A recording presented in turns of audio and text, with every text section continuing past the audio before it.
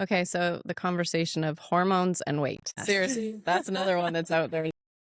Yes. So I'm doing everything and nothing is working. Where do you even start with that? So the hormones, let's talk about hormones. So we think of sex hormones. We think of estrogen and progesterone and testosterone.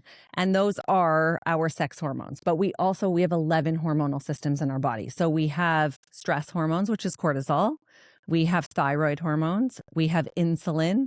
We have serotonin and melatonin. So it is a huge multifaceted approach when we talk about hormones. It's not just about going on estrogen and progesterone, because if you're not dealing with cortisol, or we're not talking, with the women who come in about your lifestyle and your stress levels and how you're managing stress and what your stress outlets are, or your sleep hygiene, are you scrolling until 2 a.m.? Are you watching Netflix and eating, or are you going to bed? That affects your serotonin and your melatonin and your cortisol there.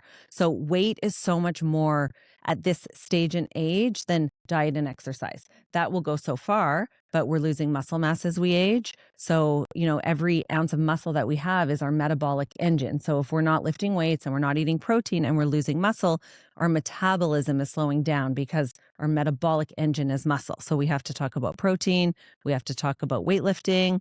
We need to talk about cortisol. We have to talk about insulin. And, as we age, also our insulin sensitivity is affected. So we become more insulin resistant. So the carbs and the sugars and the things that you used to get away with, you no longer get away with, because the way you metabolize sugar is differently. It turns to fat as we become perimenopausal.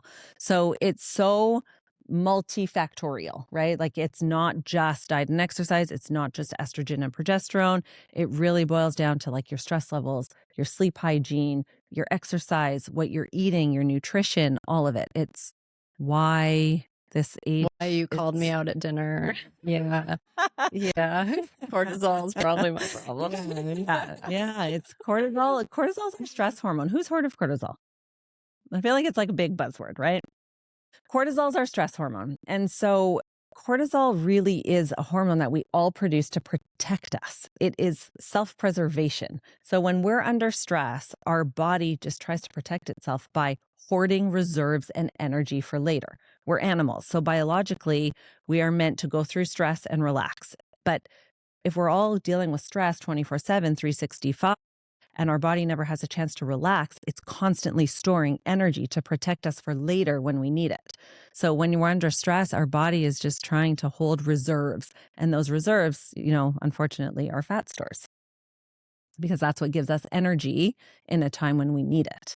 So it's just about balancing for a lot of people stress. And it's not to say that stress isn't going anywhere, right? We all have stress. Life is stressful and there's demands, and that's not going anywhere. It's how we either adjust and adapt to the stress, our stress response, or ways that we can support our cortisol truly through like adaptogens and supplementation and your outlets and your exercise and stress reduction techniques. They really go a long way.